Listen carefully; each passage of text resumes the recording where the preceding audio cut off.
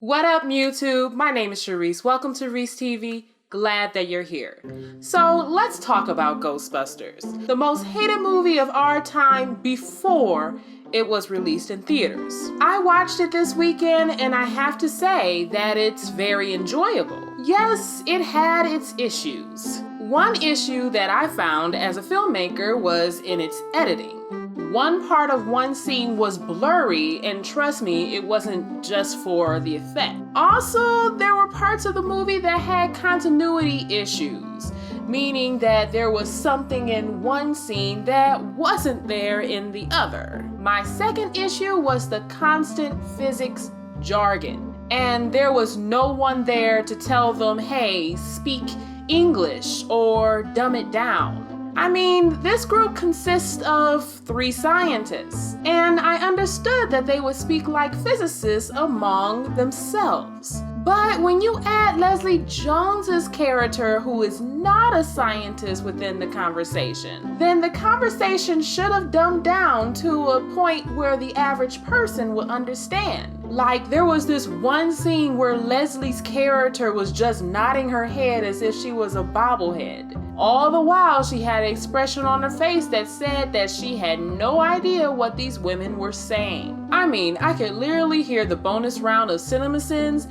as they are sinning this movie for its complicated physics jargon. Also, I could hear Jeremy say that Chris Hemsworth would be perfect at CinemaSins because he makes fun of the physics jargon. Now, my third issue with this movie was that this was basically Scooby-Doo with some Ghostbusters plot to it.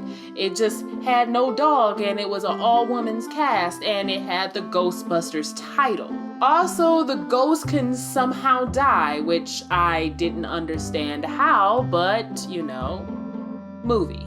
I mean, I halfway expected one of the ghosts to be a man in costume. Now let's talk about what I really liked. Kate McKinnon and Chris Hemsworth. Their comedic timing was basically on point through most of this movie. And each of them had a scene where they shine. Kate's is during the climax of the movie. During this scene, the rest of the team just conveniently disappears, and Kate is kicking ass and taking names.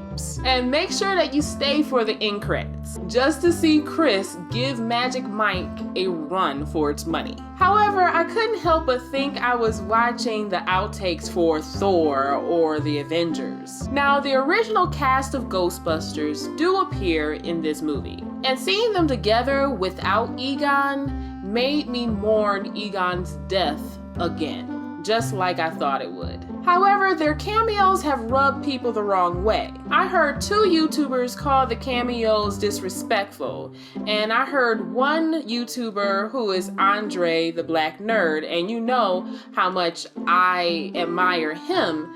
He just wished that they merged the 2 universes together. And I understand their opinion, but their cameos didn't seem any different than Lou in both of the Hulk films, which in both of the Hulk films, he was a security guard. And after last season of The Flash, these 2 universes can definitely merge in a multi-universe kind of way, especially since they're setting us up for a sequel.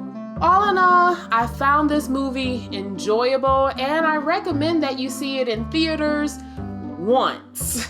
But until the next review, I'll catch you later, YouTubers. Bye-bye.